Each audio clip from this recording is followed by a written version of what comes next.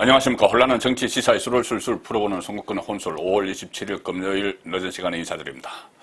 자, 6.1 지방선거 그리고 국회의원 7곳 보궐선거. 자, 사전투표가 오늘 내일 실시가 됩니다. 투표율이 상당히 높게 나타나고 있는 그 상황인데 이제 결전이 시작된 것이죠. 대통령 선거가 끝나고 나서 불과 한 2달여 만에 다시 이 전국적인 선거가 지금 치러지고 있습니다. 현재 보면은 이 국민의힘의 압승이 예상이 되죠. 지금 강력단체장 기준으로는 전체 17개 중에서 한 13개, 그리고 민주당이 4개, 그 정도 예상이 되고, 국회의원 7곳 보궐선거에서는 이 6대1 정도, 아니면 7대0, 이재명, 그리고 또 제주에서 국민의힘이 이기면은 이재명을 꺾고, 개항을 해서 이재명을 꺾고 제주에서 국민의힘이 이기면은 7대0도 가능하다. 그런 이야기까지 지금 나오는 상황이고, 기초단체장들도 마찬가지입니다.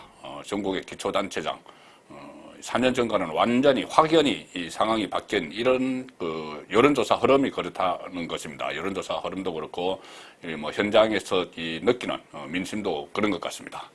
자, 그렇다면은 왜 이런 상황, 4년 만에 이렇게 상전벽해처럼 변했을까? 민심이, 그리고 선거 분위기가, 그 부분을 한번 짚어봐야 되겠죠. 국민의힘이 잘했어. 글쎄요. 그거는 아닌 것 같습니다. 지금 국민의힘이 그러니까 당 자체에서 일단 윤석열 대통령을 빼고 당 자체에서 지도부, 뭐 이준석, 뭐 권성동, 뭐 원내대표 이런 사람들이 잘해서 글쎄 그것은 납득이 잘 가지 않죠. 그 사람들이 비난 것은 거의 없습니다. 민주당이 못하기 때문에 그것은 이유가 되죠. 민주당이 지금 지리멸렬하죠. 성추문도 일어나고 뭐 비대위원장들끼리 싸웠다가 또 화해했다가 뭐 이재명 총괄선대위원장으로 내세웠는데 본인 선거까지 어려워지고 이런 자중질환을 일으키는 이런 모습도 이 국민의힘이 선거에서 이기는 그런 큰 요인이 되죠. 자, 그런데 민주당이 그런 모습을 보이는 것은 누구 때문일까? 국민의힘 때문이 아니죠. 윤석열 대통령 때문입니다. 윤석열. 그래서 오늘 제가 늦은 시간에 말씀드리는 것은 이 6.1 지방선거 사전투표 첫날 끝났고 내일 또 하고 하는데 이렇게 이 보수 쪽이 주도권을 가지고 나가서 또 이렇게 되면은 결국은 이 대한민국 사회의 주류도 교체가 됩니다. 주류 세력도 교체가 되죠. 지금 5년 동안 진보 정권에서 주류 세력 교체를 위해서 그렇게 많이 여러 가지 장치들을 만들어놨는데 그것을 하나씩 풀고 진보 주류 세력이 교체가 되는 상황이죠. 지금 뭐 벌써 검찰 인사, 경찰 인사, 군 인사에서부터 다 드러나고 있습니다. 또 기업이 지금 투자를 활성화하는 이런 상황이 지금 벌어지고 있죠. 자, 그래서 그것이 6.1 지방선거에서 다시 승리를 함으로 해서 더 배가 될 텐데 그 공로가 누구 때문이냐, 누구로 인해서 이렇게 이 민심이 진보 진영에 모아지느냐, 그것을 봤을 때는 윤석열 대통령이라는 겁니다.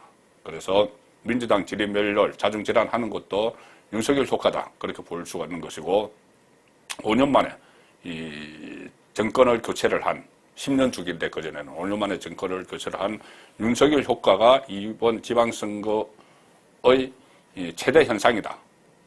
윤풍, 윤석열 바람이 몰아치고 있다. 저는 그렇게 해석을 합니다. 다른 데서 이유를 찾기는 어렵기 때문에 그렇고 제가 한번 분석을 해보겠습니다. 뭐 윤석열 효과 이것이 나타나는 이유는 첫 번째는 취임을 하고 나서 이 컨벤션 효과가 있죠. 바로 5월 10일 국회에서 취임식을 갖고 그 이후에 여러 가지 일들이 있었습니다. 바이든 미국 대통령이 와서 모처럼 만에 한미 동맹을 굳건히 하는 그런 모습을 보였고 또 경제 통상 분야에서도 삼성 또 현대자동차가 투자를 하고 이런 모습도 보였습니다. 모처럼 보는 모습이죠.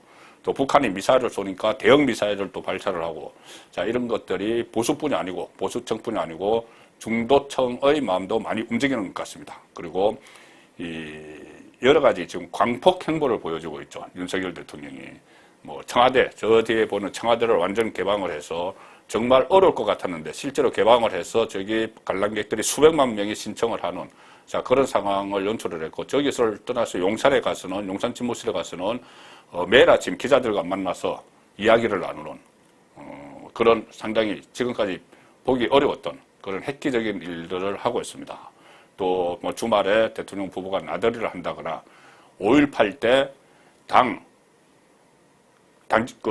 소속 국회의원 전원, 그리고 장관들 전원, 참모진 전원을 데리고 특별 열차를 타고 강주 망원동으로 모욕으로 가는 이런 상당히 지금까지 보지 못했던 대통령의 행보를 보여주고 있는 겁니다. 그리고 여기에 곁들여서 또 몇 가지 현상들도 나타나고 있죠. 한동훈 현상, 법무부 장관의 전격 발탁한 한동훈 현상이 또 이 대중 속으로 파고들고 있고, 뭐 배우자 김건희 여사의 어떤 일거수일투족이 관심인 사항이 되는 것, 선거를 앞두고 오늘도 사전 투표를 같이 했는데 이번 옷이 또 여러 가지가 뭐 화제가 되고 있습니다. 그런 것들이 다 크게 보면은 윤석열 현상이죠. 그 윤석열 현상 아래서 지금 상당히 이 지방선거 승리의 발판을 만들고 있다, 이렇게 보입니다. 그래서 결과적으로는 취임 3주 만에 이게 실시가 되기 때문에 이 국정 운영에 힘을 실어줘야 된다, 이런 국정 안정론이 이 정부의 독주를 막아야 된다는 견제론보다 훨씬 앞서 있습니다. 훨씬 앞서 있고, 이것을 그렇게 분위기를 만들어가는 것이 윤석열 대통령이죠. 자, 그리고 사실 선거 초반에는 0.73%포인트 차이로 대선에서 이겼고, 거기다 또 대통령실, 청와대를 떠나서 용산으로 이전한 놈 문제를 놓고 문재인 정권에서 상당히 태클을 많이 걸었죠. 그거 안 되는 일이야. 그렇게 하면 안보가 무너져. 이런 식으로 여러 가지 시비를 하고 해방을 놓는 바람에 그때 여론이 좀 안 좋았습니다.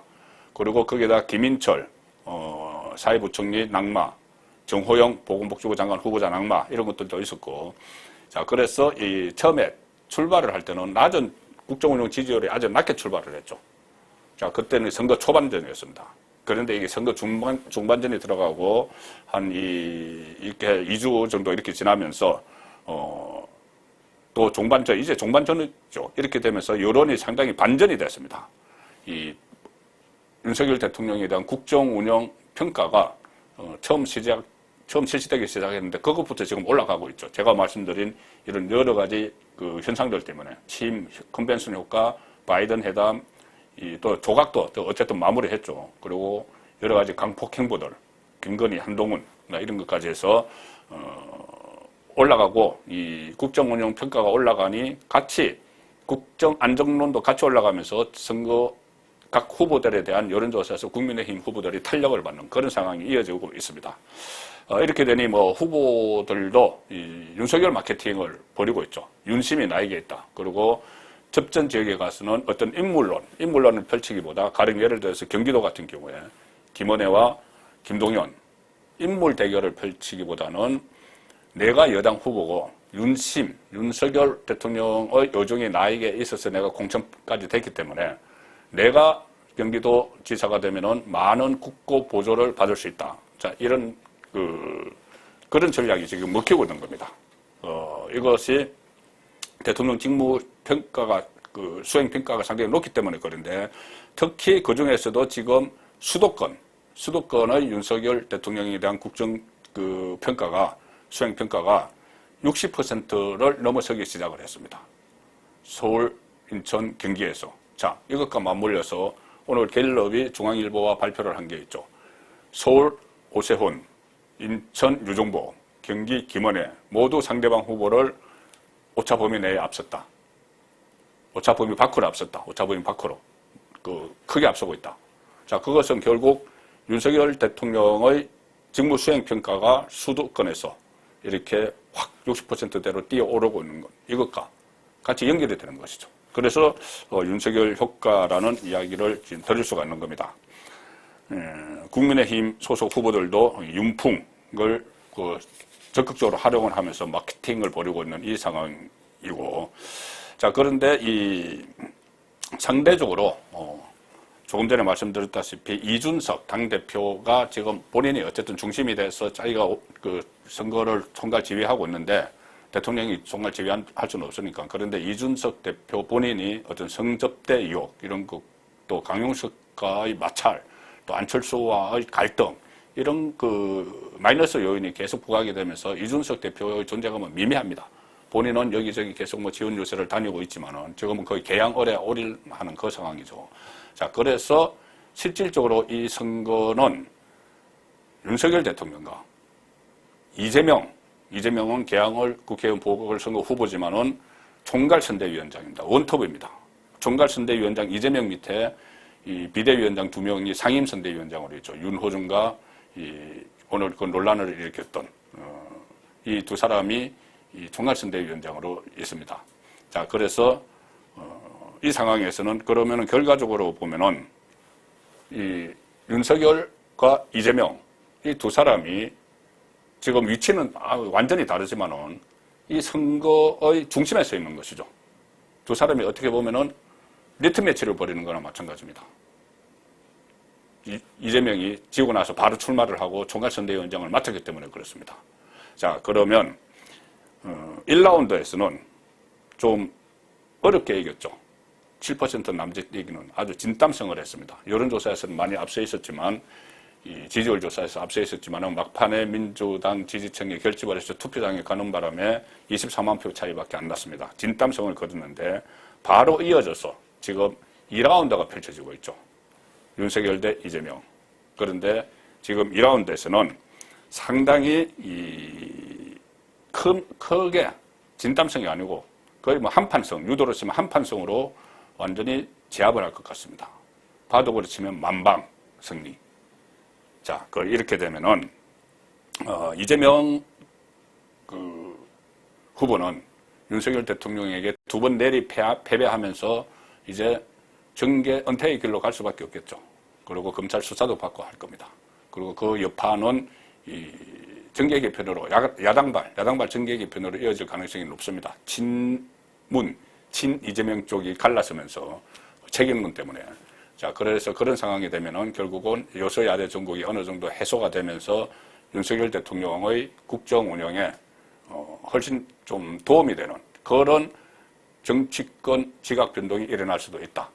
그래서 지금 사실상 윤석열 그 효과로 국민의힘이 지방선거 그리고 국회의원 보궐선거를 치르고 있고 그 효과가 빛을 발휘해서 상당히 압승을 할 가능성이 높고 그렇게 되면 결국 그 많은 이 영향들은 좋은 영향들은 윤석열 대통령에게 다시 돌아가는 자 그런 상황이 예고되어 있습니다. 송무근의 혼술이었습니다.